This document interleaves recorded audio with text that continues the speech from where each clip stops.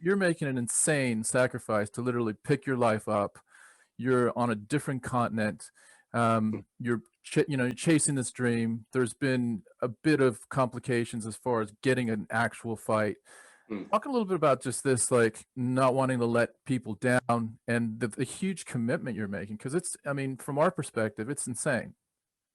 Uh, yeah, like in some senses it's a sacrifice, but at the same time, it's like I'm living the dream, you know.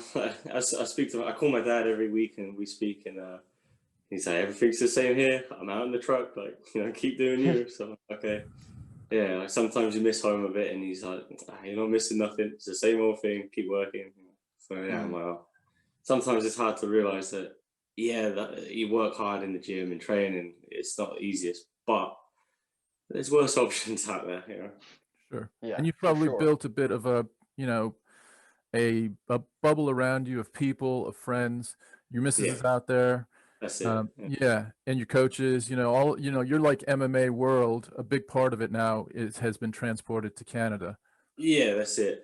And obviously, you guys know Jack, don't you, obviously, and we still speak every day and send inspiring videos and talk training and whatnot. So yeah, I it's was still gonna, like a home. I was gonna ask you about that because you're getting like actual physical training, whether it's through Faraz or through other coaches that you have, and Hmm. that's cool. But there's also like this element of just needing to talk to someone about Hmm. stuff, and especially, within the fight game about keeping you motivated, keeping you positive, keeping you on the path. Is Jack the guy?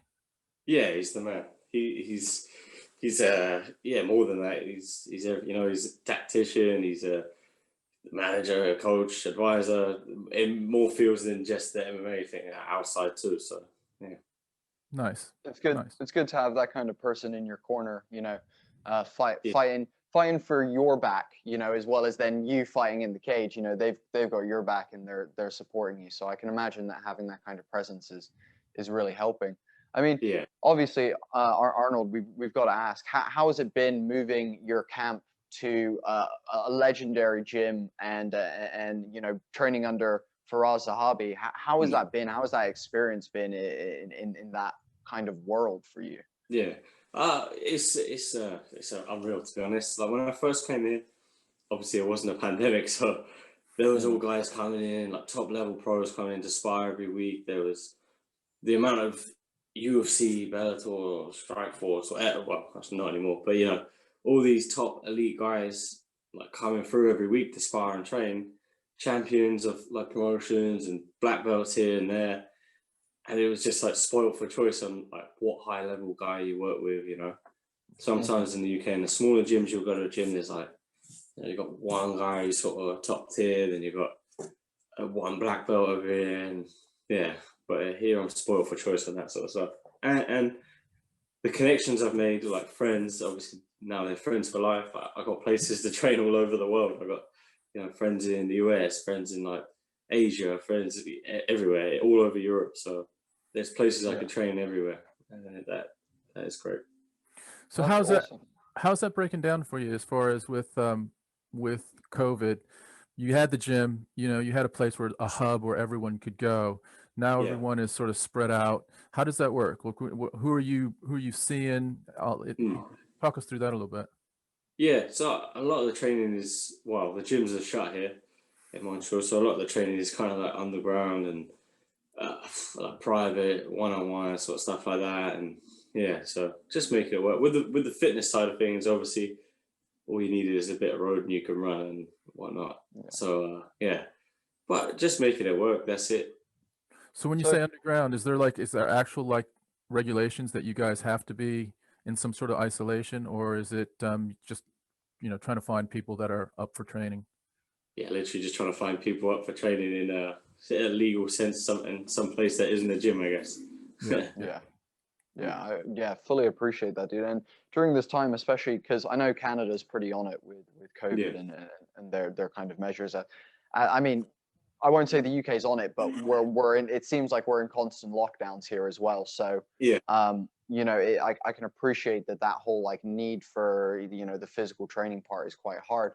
I want to ask, just to kind of get an idea of myself, how much of your training pre-COVID, what was the percentages of what you're doing like on a weekly basis? Are you doing like 50% striking, 50% ground, like, or are you doing like 40 stand up, 30 ground, 10 jiu-jitsu? What's your kind of ratios? Yeah, so it's pretty mixed, to be honest. Like the gym itself is obviously, I don't know if you guys follow like the jiu-jitsu scene and all that, but there's a lot of like high level jiu-jitsu guys that come in. Obviously they train at Henzo's as well, with like Gordon Ryan and that lot. But they all come here, they travel to New York. I think they're all in Puerto Rico now. So there's a very high level of like no-gi jiu-jitsu competitors. But like also I kind of make my own schedule as well around that. I work with 2 striking coaches I train with, and there's an Olympic silver medalist wrestling coach, Kia Sisori, I work with every week. And he's been like unreal adding to my game. Obviously, with COVID, I haven't been working with him for a while, but he's a game changer, really. Yeah, and he's more of a grappler or wrestler, so that's the sort of style that he has, right? Yeah, so he's a freestyle wrestler. He was a silver medalist in, I think it was, I can't remember which Olympics it was, 99 maybe, 97? No, 98. I don't know. I can't remember the year. But yeah, it was, I think he got a silver against, is it Kendall Cross? Yeah. And he beat then he beat Cross like a few times that year, and then and then he lost to him in for the medal. Yeah, exactly. That's it. Yeah. And I think so. He injured his knee, like he blew his ACL or something, and he said the option was to have surgery and not go to the Olympics, or tape it up and go to the Olympics. So he's like, yeah, I'm going to the Olympics. There's something about that, the whole work ethic that it just takes to be a wrestler. They're cutting weight, they're out wrestling almost every weekend. Yeah. There's something about it that it's also similar to like the Dagestani, the feel there, Right. You get a sense of is that something that you assess as well? Those guys are made a little bit differently. Yeah, like well, he's Georgian, so he comes from back there, in those days. And like he tells us some stories of the training and like how he was training. And when he came to Canada, like he said the same sort of thing as me. It was like, this is a dream. He's getting paid to train, to compete as kind of like a professional, I guess.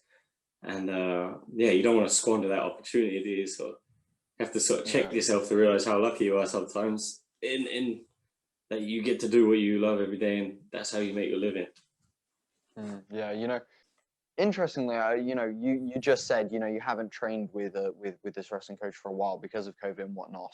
I wanted to ask, how much are you kind of thinking about the amount of time that you have had off, and with COVID now happening and you distancing yourself from some of your coaches, are you worried about the ring rust when you come back? Or is that something on your mind, or are you just focusing about getting that fight and then driving towards it? Yeah, no, I'm not worried really, because like I said, I'm making ways to train and I'm figuring it out, and there's no corners being cut. But I feel like the ring rust comes from like people being outside of the gym. They're out of, like McGregor. He said it was inactivity, and obviously that plays a big part. But also, I don't know if he was training all year round. Seriously, he trained very hard for a camp. He trained very hard for maybe 10 weeks at a time, but he was probably out of the gym, not training, not sparring for the rest of the year. So I think that's where the ring rust comes from, not the period between the fight. And I've had I've had 17 pro fights, but I've had maybe 40, near 50 fights overall. So I know how to fight. It's all good. And I've had that time out of the ring before, so and it's never been an issue. That's nice to hear. That's really nice to hear, and definitely fills me with some confidence to see you get back in the ring, dude. I'm glad to hear that you're confident in that way. Tom, sorry for interrupting you, dude. No, it's Dominic Cruz talks about that as well. Almost exactly what you said, Arnold, which is he totally doesn't believe there's ring rust if you're in the gym. If you're just if you're training, you're keeping sharp. One thing though that just come out recently, I want to get your thoughts on, because I know you've trained, you've had 40, 50 fights in your life. You've sparred a hell of a lot. You've boxed a bit. You talked recently about, you know, just wanting to manage the amount of damage your body takes, right? And including, you know, your body from the neck down and, you know, your head. Yeah. We heard Max Holloway this past year talking about a couple things. One, he was training basically over Zoom with his trainer. So that's the whole COVID thing. But the other thing was his last two fights. So the second Volkanovski fight and the Cater fight, he did not spar at all. What are your thoughts on that?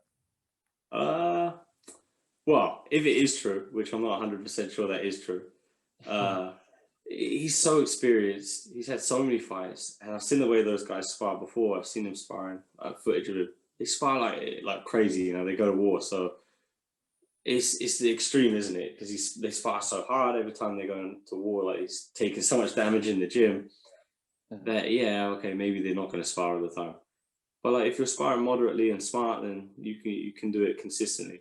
I think it was Bernard Hopkins. He used to spar, and he fought what? It was 47, I think he did. Yeah. And he would get hit with a clean shot in sparring, and he would be furious that someone caught him. You know, that would ruin his day. You know, like, oh, I got caught with a shot today. But obviously, it's different MMA. There's all sorts of different things, but that is sometimes like the outlook could go, because like some days it's like, right, today I'm gonna pressure this guy. I'm gonna push forward. I'm gonna work my wrestling. I'm gonna score takedowns. And some days I come in, I'm like, right, I don't want to get hit today. Like, no one's landing clean. Like, it doesn't matter what happens. I'm defending, blocking. I'm getting out of the way. So it's all about playing games, I think. So you can't every time be like, right, I'm turning up and I'm pressuring and I'm going to war today. Because then you're going to age in the gym, obviously. But I think the key is always to play games, you know. Today is in and out, in and out. Like, today I'm blocking, today I'm getting out of the way. And some days, if you feel good, then right, I'm getting stuck in. Yeah. So just little mini objectives for the workout, you know. Yeah. If I'm a striking workout, that's really cool how you, because I hadn't really considered that, but you know, having an objective of I'm not going to get hit cleanly today, really kind of emphasizes your head movement, your body movement, you know, level changes, distance management, all that stuff. That's completely different than, let's just mix it up. Let me just get in there and have a like a real sparring session, which means, you know, I'm much more offensive minded, and to be more offensive minded, I'm putting myself more at risk. Yeah, that's it, exactly. Yeah. And that's actually something I noticed with like a lot of the younger guys now, like training, sparring. Now I'm one of the old guys. You ask how the sparring is, and they're like, oh, you know, I feel like I lost that round, or, you know, maybe I did good in this round, or maybe won that round. I said, no, you don't win sparring. It's like, what did you learn? Like, what did you work on? What did you fix? You know, that's how I feel for sparring. Do you know what? Do you feel like, you know, you're talking to these younger guys? Do you feel like, because I know for me, I as a young man stepping into like my 20s, you know, I was kind of finding my own track, living on my own, you know, working a job, you know, all that kind of stuff. It wasn't until I became like a manager of a place, and I was running other people, and I was like worrying about people below me and making sure that they were happy and all this kind of stuff, and giving advice on work that I'd been doing for X amount of time that someone new didn't know much about.